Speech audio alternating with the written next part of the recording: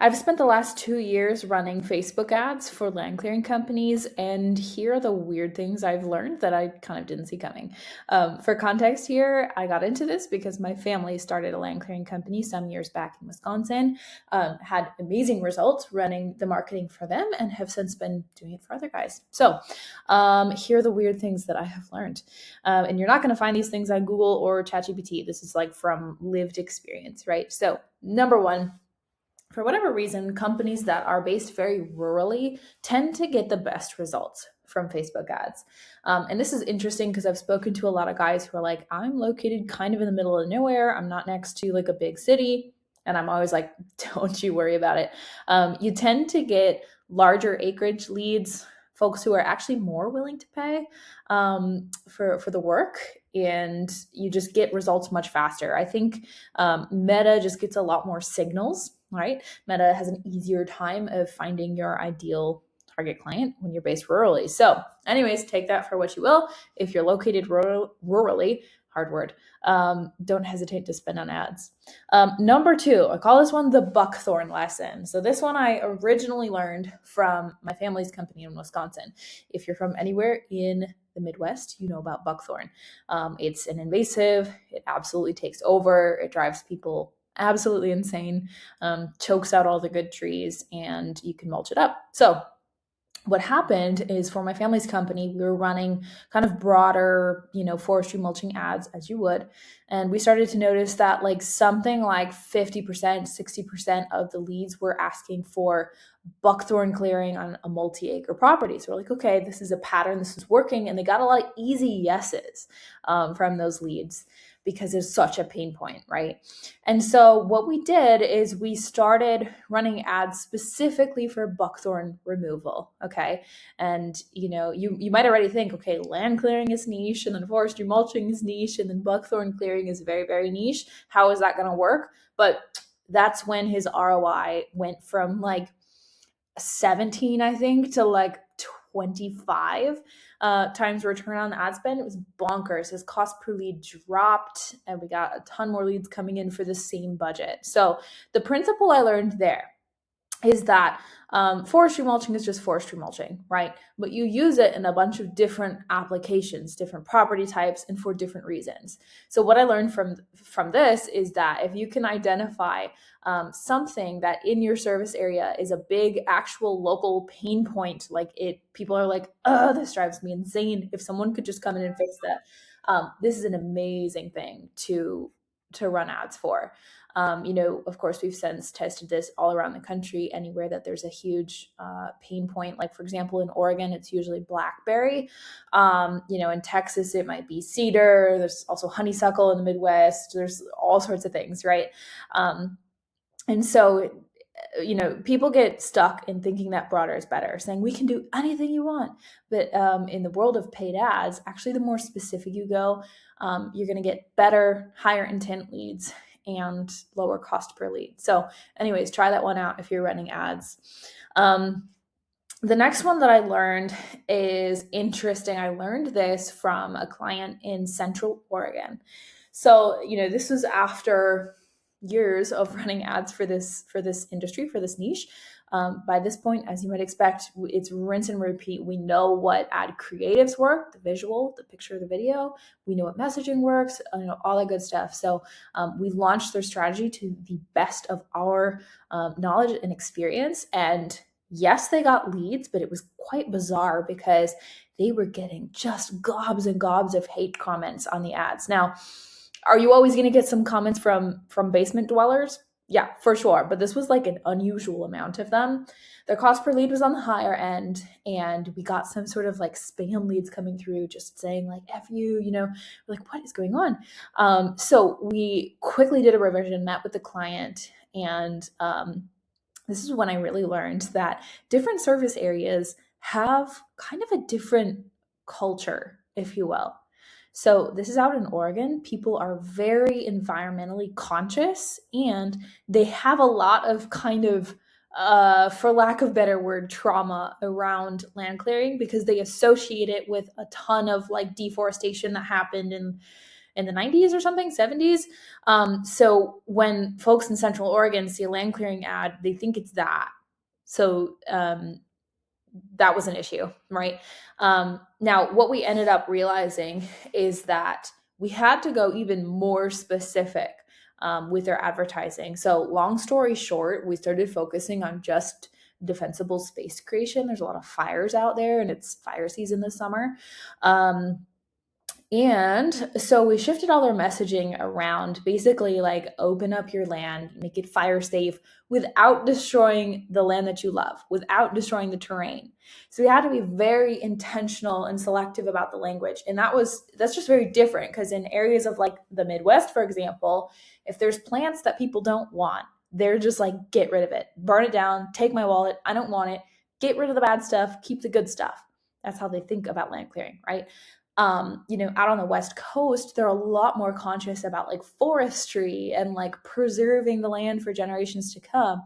And what we realized is as soon as we swapped over the messaging to match that local culture, cost per lead went down, lead quality got way better, and we've had consistent results ever since. So that was a big learning curve in terms of, okay, how do locals think about this? And it tends to be if it's, in certain parts of the country, they're going to be a little more like eco-conscious, and if they're more located by a city or rurally.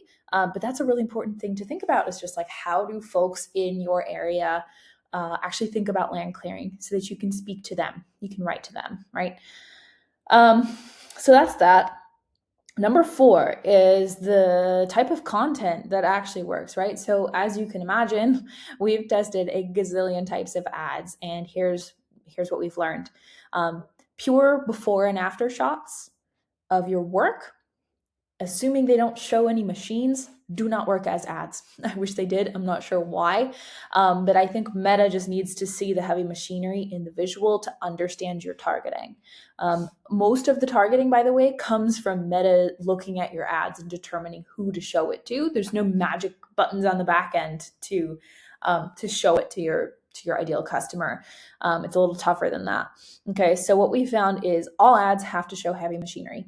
Okay, one of our top winning ads of all time is just a stupid picture of a skid steer. Okay, and we kind of use this as a backup ad in accounts that are maybe new, so we need to get traction fast because it's just like guaranteed to work in every account, and it's the stupidest ad. I mean, it's just a picture of a skid steer. But it has made probably well over $1 million just on its own, right?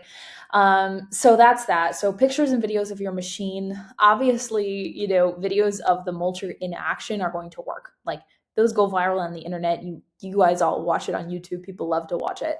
And so that works really well for the ads. And then what we have realized as well is if you want to get more dialed in on the type of client coming in, you have to be so literal.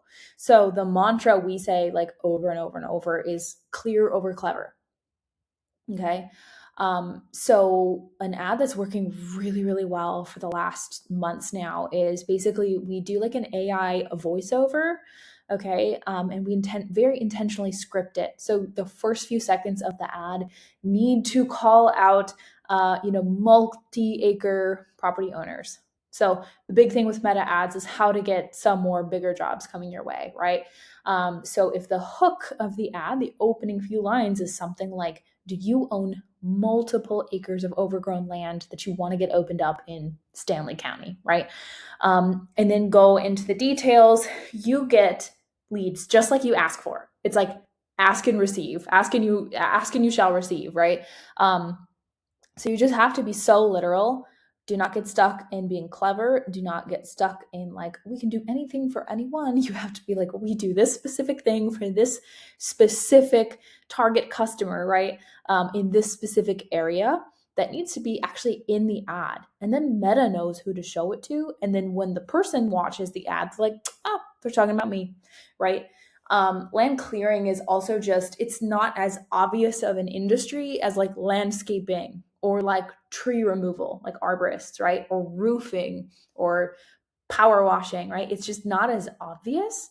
And a lot of like residential folks don't really know the difference between land clearing and like landscaping, right? And so just being as clear as possible for the sake of Meta's targeting, but also for the sake of real life humans that are seeing the ad, that is the way. Okay, so that's what we've learned.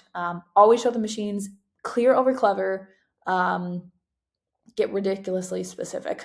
Okay, so number 5 is that, marketing doesn't close sales. Sales does, right? So, I mean, your sales process. So we've seen, overall, my guys have really great close rates, but there is some differentiation between them. And that really has to do with their lead handling, right? So even the best quality leads, who have the money, who are ready to move forward, all of those good things. The most quality leads, they expect quality service, they expect speed to response, and they expect excellent communication. So even with the highest intent leads, you're not going to close them unless you essentially put your best foot forward and show to them, even before they've paid you anything, that you have excellent communication, you show up on time, you're a friendly person, you're a trustworthy person, right? So that's speed to lead. Most contractors take literally days to follow up with their leads. You're almost guaranteed to lose that. Maybe you can do that with referrals, with word of mouth, but not with cold leads from ads. No. So I would suggest to call all your leads back within 5 minutes of you getting them. And I know that is incredibly tough, but your chances of closing them are exponentially higher. Do not just trust me on that. Go research it. Exponentially higher. Following up is a big deal. The guys who just call their leads once, and if they don't catch them the first time, they kind of give up. You can't do that. The thing to remember is that your leads are also real people. Okay. So you may have called them at a time where their toddler started projectile vomiting and they couldn't pick up the phone, right? So they will appreciate multiple outreaches and multiple follow-ups. People are busy, people are overstimulated, people are, managing a lot of things at one time. And so they will appreciate you reaching out quickly and frequently to help them go through this process, right? The other thing I've learned is your close rates really suffer if you don't do an in-person site visit.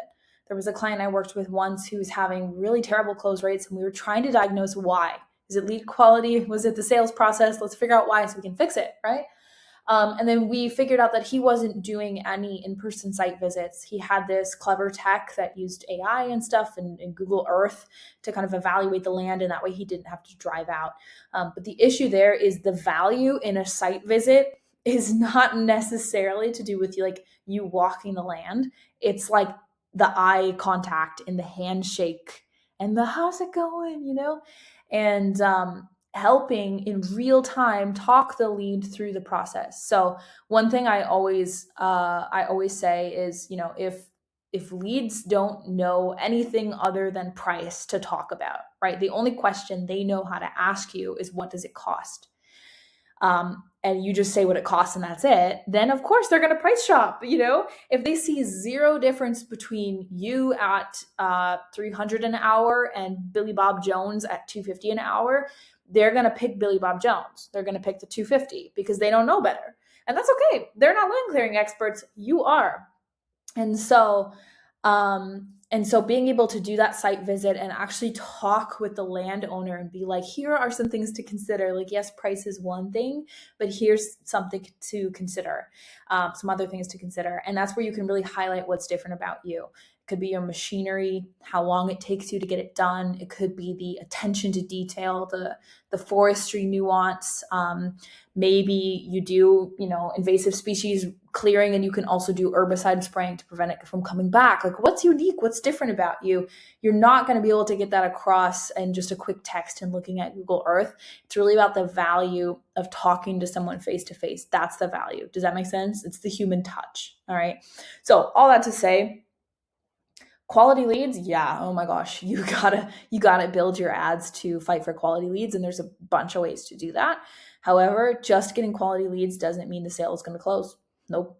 You got to have fast follow-up. You got to build trust. You got to stay organized, have a CRM, quote in person, generally be a nice human to talk to, right? All of these things are variables in your close rates and how much money you make from ads. So that's that. And then lastly, number 6, so residential clearing jobs, right? A lot of you out there just do residential. You don't want to dabble in commercial. And what has been interesting is I've realized that all of you want the biggest possible residential projects, right? Of course, it's easier. You don't have to like haul the machine. You can leave it there overnight. Like, okay, a whole bunch of stuff. I get that. But what I've realized, because I spent a long time like stressing about the fact that I couldn't get every lead to have, 5 to 10 acres, right? But what I've realized across a ton of accounts and a ton of spend is that that's just not reality, right? If you think about it, like, really large 20, 30 acre plots of land that need to be cleared at any given time, that's like the 1%, or even like the 1% of the 1%, right? So when you run ads, just by definition of working with residential landowners, you're going to get a mix of project sizes, right? Now, what I've also realized is that the guys who are really, really dead set on only having like week-long projects, otherwise they see it as not worth it, like a day project or whatever, those guys mostly have been growing just off of word of mouth. Okay, so when you're just relying on referrals to keep coming in, of course you want the longer jobs, right? Because you don't know when your next job is coming. And so where ads are really nice is you can confidently take day projects or 1 to 3 day projects because you know where your next work is coming from. And people are surprised. I mean, I have guys doing those 1 day projects, 1 to 2 day projects, and they're booked out 3 months with multiple operators. No joke, right? So I think a lot of guys who have just grown off of word of mouth, they don't realize that's possible. Okay. But ads are just different because you have predictability, leads are coming your way. So it just kind of like eases the load. And yeah, so interesting things. All right. So those are some of the biggest surprises I've had from working with this industry that you really couldn't Google or GPT based on real life experience. So hope you found this interesting. And yeah, if you ever want to chat about running ads for your forestry mulching land clearing company, go ahead and book a call. The link is below.